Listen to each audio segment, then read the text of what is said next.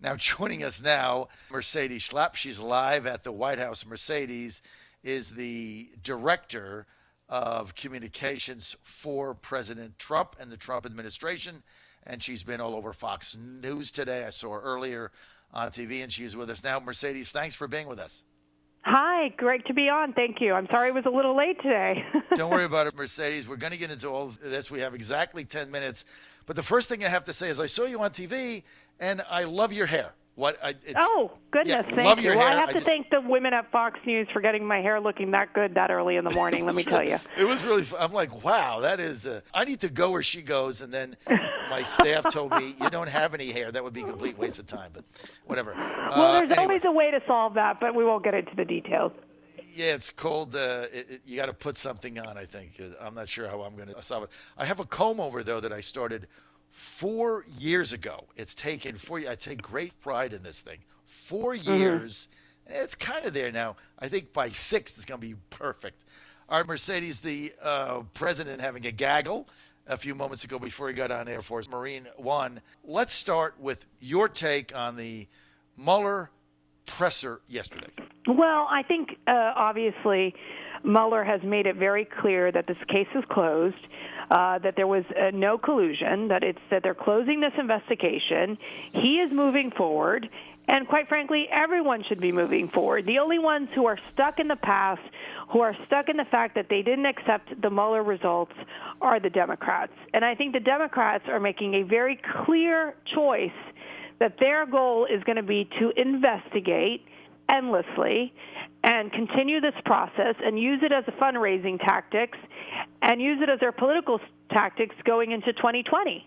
And for the president, the president's made it very clear he wants to work on the issues that matter. He wants to get the trade deal done and signed off on USMCA, the trade deal between the U.S., Canada, and Mexico.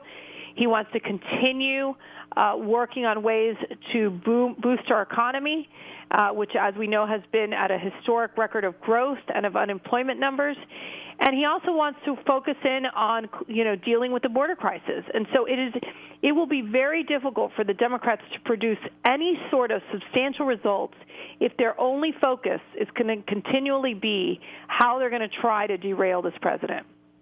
So that is their focus because that's all they talked about yesterday. And, of course, those of us that saw the press conference, now most people have that are in our sphere, he said nothing new. He said nothing different. But he did throw shade on the president at the end, basically saying, well, if I thought he was innocent, I would have said that. I didn't exonerate him. So that has poured gasoline on this whole impeachment thing again. So where are they going with this? Well, I think that you've seen Nancy Pelosi and several of these Democrats basically say that all options are on the table. They were all very coordinated in their response in terms of saying that impeachment is still on the table, that they're going to try to hold the president accountable, that no one's above the law. But again, they've been saying this for quite some time, even before Mueller came out yesterday.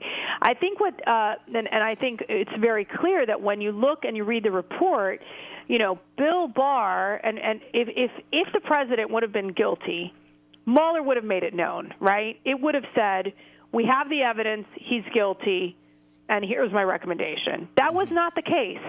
And when Bill Barr reviewed the evidence and Rod Rosenstein, the Deputy Attorney General, they based it on the evidence of the report, and there was insufficient evidence.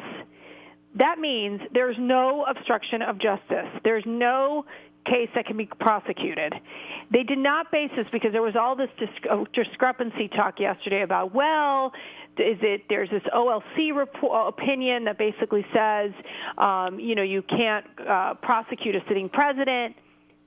Attorney General Barr didn't even base it on that, didn't even look and say, we can't do this because of the constitutional considerations and this OLC opinion about prosecuting a sitting president.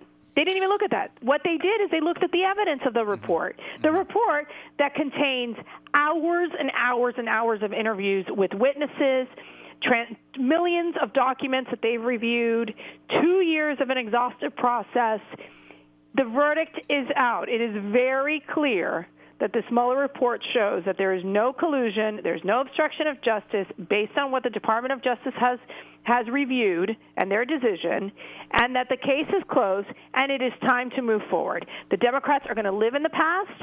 The president is going to move towards the future and what matters to the American people.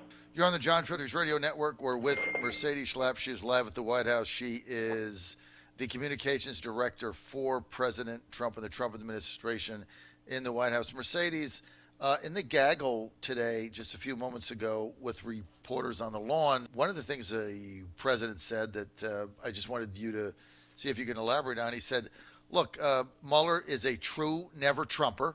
I agree with that. And he also said, look, I had a business dispute with him a while back, and so he's never gotten over that. Do you know what he was referring to on that? There was a business dealing, I believe, with the president and Mueller. They have had these where the president really believes that that there was a conflict of interest there. Obviously, we've seen that the people that he did pick to be on the special counsel, many of them have been contributors to the Democrat Party, to Democrat candidates, and so there was a sense that there has been an agenda. And even with all of that, even with the angry 18 Democrats that are on the special counsel, even after all the investigations that happened, it's very clear that what they found was that yes, the Russians did interfere in our election system, but we know that they did not collude with the campaign, and we know that there was no obstruction of justice. And so that is why it is that moment in time that even Mueller himself is saying, I don't need to testify. My testimony is in this report. He literally grabbed most of his speech yesterday from the report itself. He even said that Attorney General Barr, it was a good faith effort that he made the report mostly public, obviously with some of these redacted portions because of ongoing litigation. So I think that we have followed, and Attorney General Barr has followed the process right. And so the Democrats are going to take this, and now they have taken this and made this into their political campaign for 2020, which is impeach the president. This is the most predictable political strategy in our lifetime, John. You know this. You've been covering politics for a very long time. Are you surprised? I'm not surprised. No. I knew that this is exactly where they were going to go because this is what they never accepted the 2016 results. They personally do not like this man.